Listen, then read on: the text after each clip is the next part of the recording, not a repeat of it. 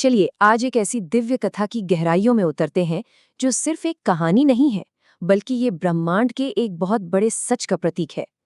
ये कहानी है अंधेरे पर रोशनी की, अहंकार पर चेतना की और अधर्म पर धर्म की हमेशा होने वाली जीत की। ये अमर गाथा है माँ दुर्गा के हाथों महिषासुर के संहार की। जी हाँ, यही वो पल है, वो दिव्य क्षण जो बुराई के एक पूरे युग का अंत करता है और धर्म की फिर से स्थापना की शुरुआत। लेकिन इस जीत की रोशनी तक पहुंचने से पहले हमें उस घोर अंधेरे को समझना होगा जिसने तीनों लोकों को अपनी गिरफ्त में ले लिया था। तो कहानी की शुरुआत होती है उस दौर से जब एक असुर के आतंक के आगे देवता तक शक्तिहीन हो गए थे। ये महिषासुर के अजेय साम्राज्य का युग था। जरा सोचकर देखिए, कैसा रहा होगा वो समय जहां हर तरफ बस डर और निराशा का राज था। यज्ञ बंद हो चुके थे, ऋषियों की प्रार्थनाओं में भी डर था। सृष्टि का जो संतुलन है वो पूरी तरह से बिगड़ चुका था। स्वर्ग, पृथ्वी, पाताल, हर कोई उस एक असुर के अत्याचार से कांप रहा था। तो सवाल ये है कि महिषासुर इतना शक्तिशाली बना कैसे? इसकी जड़ थी उसकी कठोर तपस्या। उस तप से खुश होकर ब्रह्मा जी ने उसे एक वरदान दिया कि कोई भी देवता या दानव उसे मार नहीं सकेगा, और बस यहीं से भक्ति अहंकार में बदल गई। उस वरदान के घमंड में चूर होकर उसने सबसे पहले देवलोक यानी स्वर्ग पर ही हमला कर दिया, और नतीजा बहुत भयानक था। देवराज इंद्र समेत सभी देवता हार गए और उन्हें स्वर्ग छोड़कर भागना पड़ा। स्वर्गलोक पर अब महिषासुर का कब्जा था।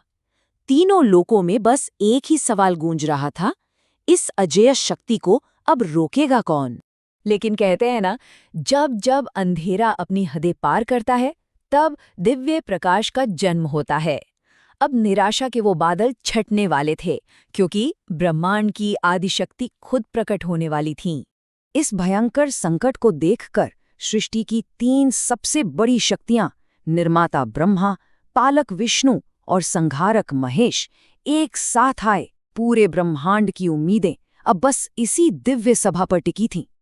और फिर तीनों देवों ने अपनी सारी ऊर्जा, अपना सारा दिव्य तेज एक बिंदु पर इकट्ठा करना शुरू किया। ये कोई मामूली ऊर्जा नहीं थी, ये तो सृष्टि की बनाने वाली, पालने वाली और संहार करने वाली शक्तियों का महासंगम था, जिससे एक नई शक्ति जन्म लेने वाली थी। और उस ऊर्जा के संगम से एक ऐसा अलौकिक प्रकाश निकला जिसकी चमक के आगे सूरज भी फीका पड़ गया। ये एक नए युग की शुरुआत थी, एक ऐसी शक्ति का जन्म जो हर अंधेरे को मिटाने के लिए ही बनी थी। और उसी दिव्य प्रकाश से प्रकट हुई आदिशक्ति माँ दुर्गा। उनका तेज 10 दिशाओं में फैल गया था। उनकी 10 भुजाओं में देवताओं के दिए हुए दिव्य अस्त्र शस्त्र थे। शिवजी का त्रिशूल, विष्णु जी का चक्र, वरुण देव का शंख, और उनका वाहन बना एक पराक्रमी सिंह जो खुद शक्ति का जीता जागता प्रतीक था। और बस यहीं से मंच तैयार हुआ धर्म और अधर्म के बीच उस महायुद्ध का, जिसका फैसला ब्रह्मांड का भविष्य तय करने वाला था। ये सिर्फ एक जंग नहीं थी, ये अहंकार और दिव्यता के बीच की आखिरी लड़ाई थी। जब महिषासुर ने माँ दुर्गा के शांत और दिव्य रूप को देखा तो जानते हैं क्या हुआ? वो अहंकार में हंस पड़ा। उसने देवी की शक्ति को बहुत कम आंका और चुनौती दे डाली। उसका ये सवाल उसकी अज्ञानता और उसके विनाश की शुरुआत थी। लेकिन माँ दुर्गा वो बस मुस्कुराईं। उनका जवाब बहुत शांत, गहरा और एक अटल सच था।